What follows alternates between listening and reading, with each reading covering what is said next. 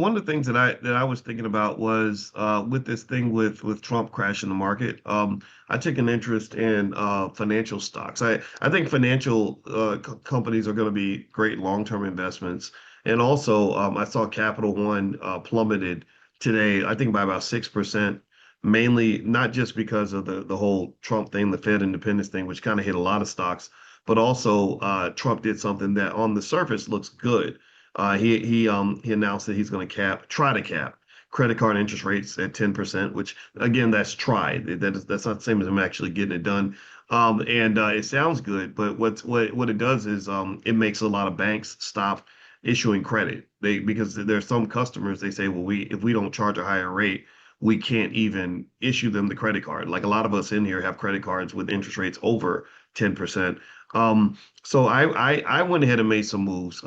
Now, if you see something like that you see as kind of a temporary hit on the stock price, what sorts of moves do you make in the market to kind of take advantage of that, if any?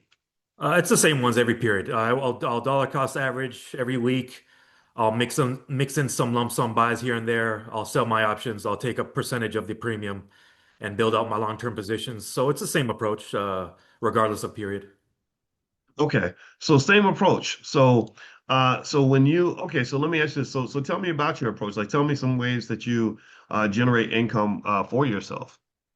I use a mix of the two basic selling strategies. I use the wheel. I use variations of the wheel, and pretty much I keep it simple. I don't try to master 17 strategies.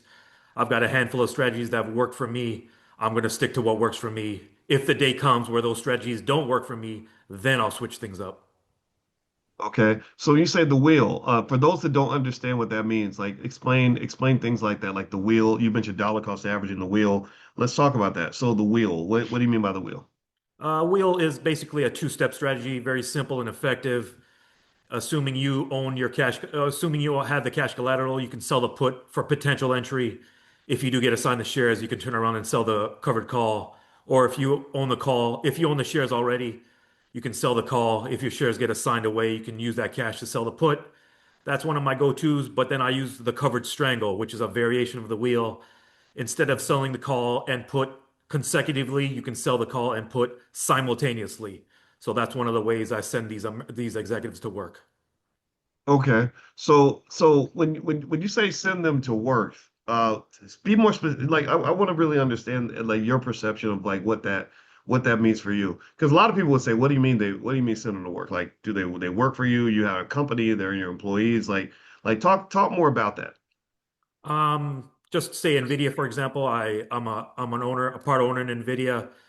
When I sell my options on Nvidia, I send Jensen to work. I send his staff to work.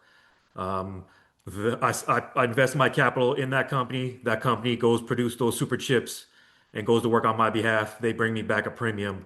I'm happy doing that. I'm happy letting them do the labor. I'd rather live. Okay. Now, so I get it. I mean, that's pretty much how I kind of view it as well. And I know that, and it's funny because it seems to me that like a lot of times we think that if money gets made, you have to do the work, right? Like, did anybody grow up hearing like if you don't work, you don't eat? I don't know if anybody else heard that, but I always grew up sort of hearing that if you wanted to make the money, you had to do the work.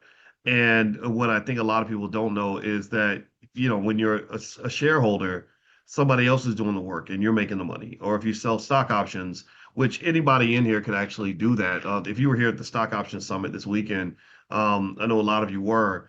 All we talked about were different ways to generate income using these options.